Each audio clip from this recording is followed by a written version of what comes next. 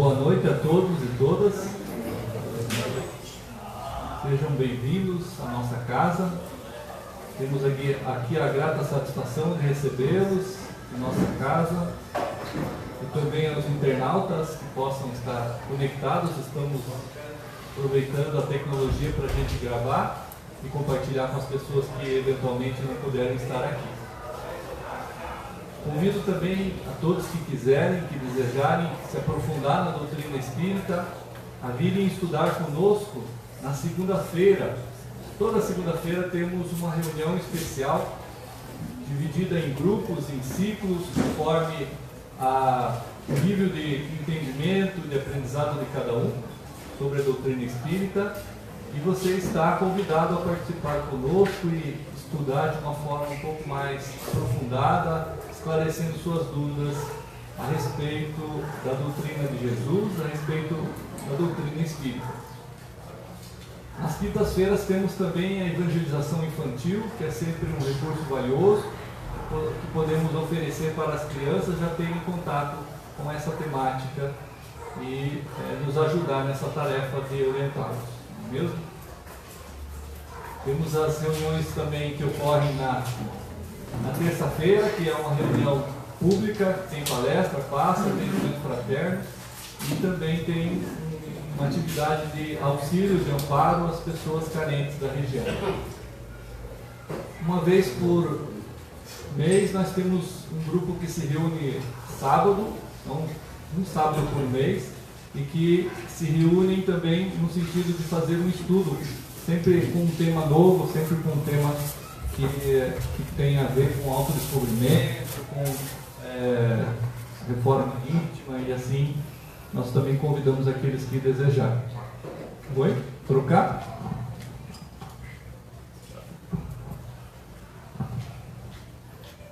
E assim, estamos agora com um evento aqui que é o nosso bazar, em que sempre que vocês adquirirem alguma peça ali no bazar, ou para você mesmo, ou para presentear alguém, você estará diretamente auxiliando as famílias que a gente assiste aqui nas terças-feiras. Então assim, convido cada um de vocês a trazer um pouco a concentração para este ambiente, para este espaço e para este momento, para este aqui e agora. Convido você a fazer um momento de harmonização da sua mente, da sua consciência maior, buscando aqui estar receptivo a todo o auxílio, o amparo que possa ser oferecido através do diálogo, da exposição desses temas, bem como a troca de energias com espíritos salutares, que aqui já sabemos que muitos estiveram preparando este ambiente para nos acolher, para nos atender. E neste momento, a imagem do Mestre Jesus possa se ampliar e se apresentar vívida em nossas mentes,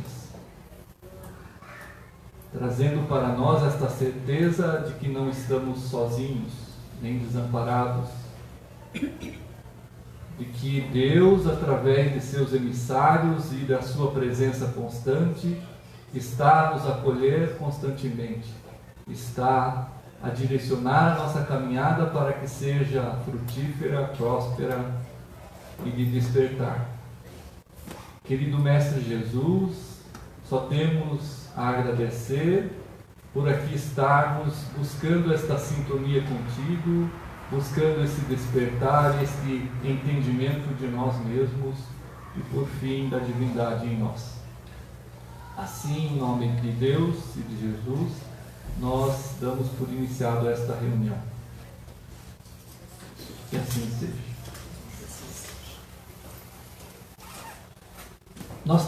Estamos aqui então apresentando este livro que, inclusive, nós estudamos ele. É um dos livros desta autora, Joana de Ângeles, que é uma autora, então, enquanto espírito, que traz para todos nós mensagens e aprendizados importantíssimos através do Divaldo Pereira Franco, e temos uma vasta obra onde ela nos apresenta aí seus estudos, mas destacamos aqui os seus 16 livros chamados de Série Psicológica de Joana de Ângeles, que é como que uma psicologia espírita, uma psicologia profunda, de alguma forma enganchada na proposta de Carl Gustav Jung, que é então um dos autores que ela mais se apoia.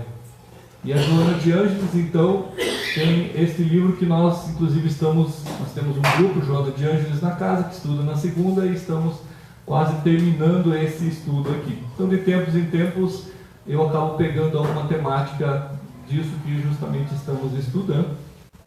E hoje, mais uma vez, vamos adentrar um pouco, no caso, este capítulo, um tema que é parecido com isso. Eu fiz uma pequena modificação, mas seria esse processo de reconhecimento do si mesmo, entendendo que, a grosso modo, todos nós, de alguma forma, provavelmente aqui acreditamos que não somos somente este corpo físico que se apresenta aqui, que nós somos mais do que isso, que nós somos uma essência advinda do Criador, advinda de Deus, e que esta essência pré-existia a esta vida material e pós-existe a esta vida material.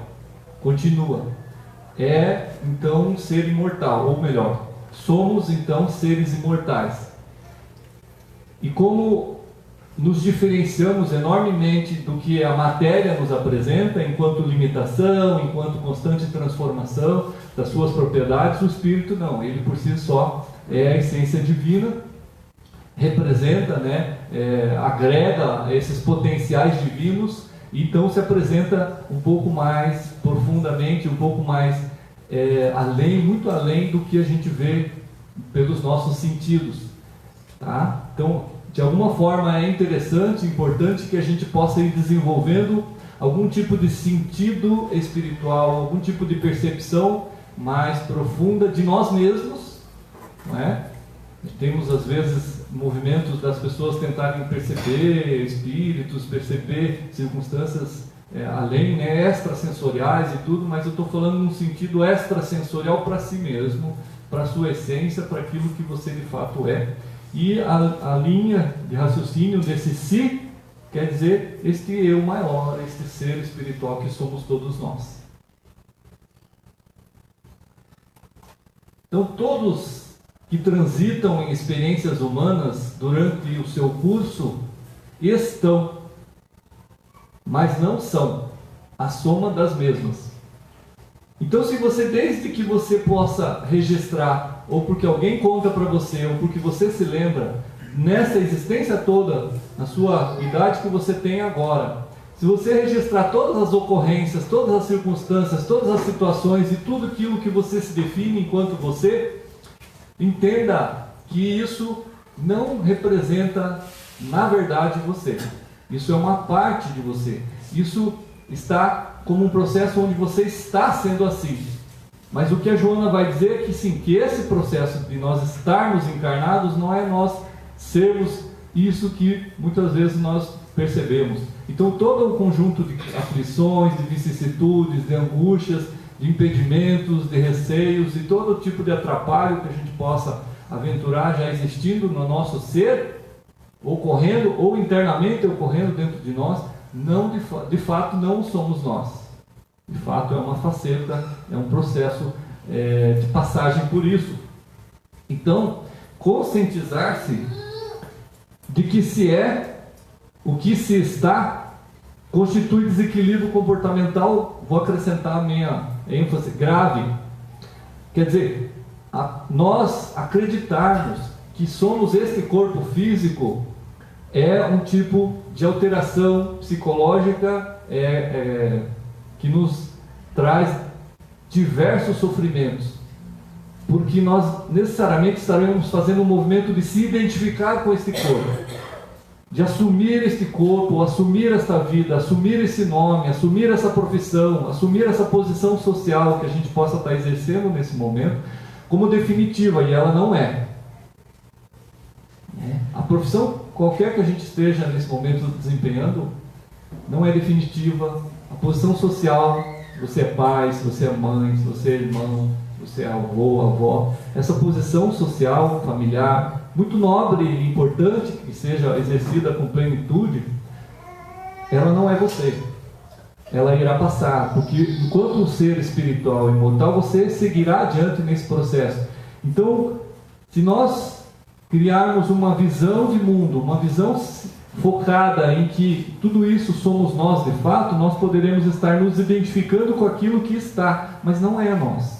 Está sendo uma experiência onde eu sou pai, onde eu sou esposo, onde eu sou isso, eu sou psicólogo, ou médico, ou enfim, na profissão que eu possa estar empresário, o que for, mas eu não sou isso. Então, o que se está, deixa-se, passa, o que se é, permanece. Nós temos isso por uma definição de decoreba, né? O espírito permanece e continua. Mas o que estamos aqui falando é toda a vinculação emocional e do pensamento que habita em nós, onde nós alimentamos e retroalimentamos diariamente tudo isso, e acabamos nos engalfinhando, nos misturando a tudo isso, nos embolando a tudo isso, e em algum momento a gente não sabe mais se aquilo é algo de fato que é nós, ou se aquilo é algo que está passando por nós. Então, às vezes, eu posso estar habitando no meu ser uma angústia que não sai de mim, um medo, um receio, ou um pesar diante de alguma perda. Eu posso estar vivendo algum tipo de aflição, tristeza, ou uma revolta grande diante das pessoas, diante de Deus, achando que a vida está sendo maléfica comigo. Mas esse processo não sou eu. Esse processo, de fato, irá passar se a gente permitir que esse processo siga adiante. Enquanto que o que ela está destacando é que se a gente se apega a isso e cria essa ilusão de achar que nós somos tudo isso que estamos vivendo, a gente tende a entrar em quadros de sofrimento. Então, pode-se nascer enfermo, por exemplo, ou sadio.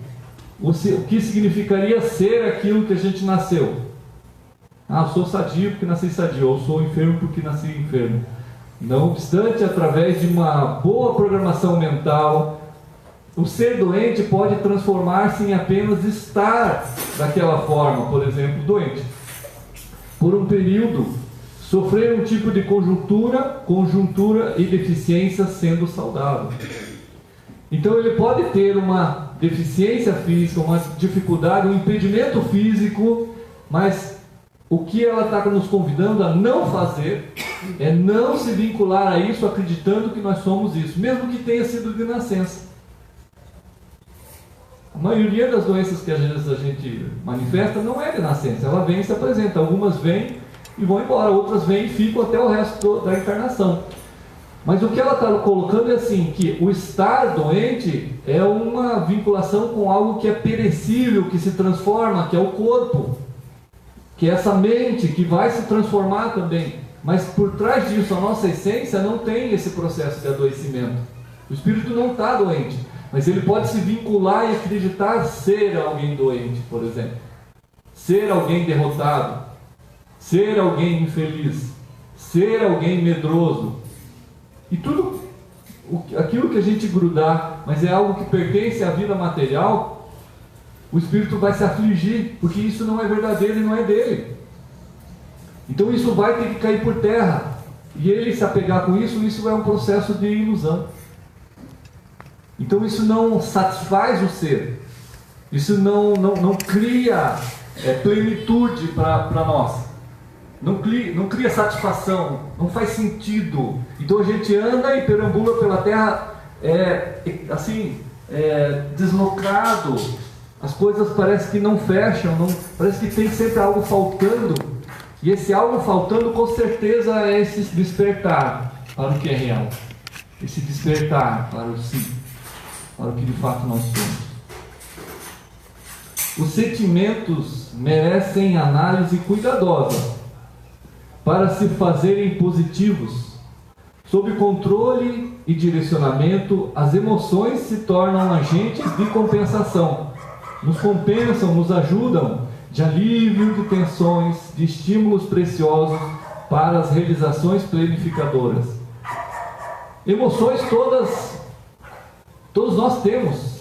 Ela faz parte de como esse corpo funciona, de como ele saiu da vida primitiva, animalesca ainda do planeta. Ele carrega essas tendências que inicialmente tiveram uma função importantíssima de sobrevivência e cada vez mais tem que ser direcionado para algo mais sublime, para algo mais sutil, para algo mais sofisticado, vamos assim dizer, e não, a grosso modo, como um animal se comporta. Então, as emoções surgem, estão surgindo a todo momento em cada um de nós. Vamos enumerar aí a raiva, o medo, a tristeza, e a todo momento, a alegria, o nojo, essas coisas estão surgindo em nós. Mas a questão é como a gente pode se vincular a isso e tornar isso, por exemplo, um sentimento de tristeza que permanece, que continua, que não nos favorece. Como a gente pode perceber, conforme ela está falando, que essas coisas estão acontecendo dentro de nós sem a nossa permissão? Estão se dando sem que a gente se dê conta. Estão se dando, eu nem pensei a princípio, pelo menos conscientemente, não tive contato consciente com aquele conteúdo e de repente ele está me invadindo. Existem possibilidades de que a gente tenha algo dentro de nós que esteja potencializando e abrindo espaço e aquela emoção, aquele sentimento. Mas a não percepção de que somos um mundo de sentimentos e de emoções, a não percepção de que não somos só razão e só pensamento, vai nos fragilizar e nos colocar refém dessas coisas. E ao contrário, quando a gente toma conta de que tem sentimentos nos invadindo e a gente começa a olhar para isso e reconhecer que isso pode nos danificar, pode nos prejudicar, mas que isso também pode ser usado como um crescimento e um despertar, mas que a gente pode olhar para isso e nos afastar um tanto quanto disso, reconhecendo que isso faz parte da gente, isso está conosco e que a gente tem que reconhecer a presença dele, mas que a gente pode fazer um movimento de olhar, de observar um pouco tudo isso e reconhecer que isso não é nós. Isso está se apresentando em nós, na nossa consciência, mas isso não nos define. E a possibilidade de a gente olhar para isso e entender que isso não nos define, que isso não é nós, é a possibilidade da gente olhar e dizer, tá bom, agora isso fica aqui, eu reconheço, isso permanece, mas eu escolho o quê? Eu quero o quê? Eu sigo o quê? Eu reconheço que isso pode vir comigo e me ajudar em alguns aspectos, mas daí em diante eu vou fazer o quê com tudo isso? Então a liberdade de escolha. Outras pessoas dizem, eu não consigo parar, minha mente não para, ou eu não consigo parar, o meu receio, minha ansiedade e tal. Ela está dizendo que ela está ali e algo está invadindo ela e algo está tomando conta dela, mas começar um reconhecimento de que isso não somos nós. É fundamental a gente começar a se libertar. Aturdindo-se com as preocupações a que empresta importância demasiada, aquilo que a gente dá atenção e importância demasiada. Por exemplo, a opinião dos outros, aparência física, conquista das coisas externas, convívio social e disputas sem significado profundo, insignificantes. A pessoa descuida-se de si mesma e permanece ignorante da sua realidade profunda, das suas potencialidades latentes. Então, o estar no mundo, demais conectado com o mundo, demais para fora, demais olhando para tudo que acontece em volta de si, para tudo que está se dando e vem e te afeta como um automatismo que vem e te incomoda, que vem e te magoa, que vem e te chateia, que vem e te amedronta, que vem e te entristece, que vem te mexendo há quantos anos? Tudo isso é um afastar-se de si mesmo, porque há uma confusão que ocorre ali, porque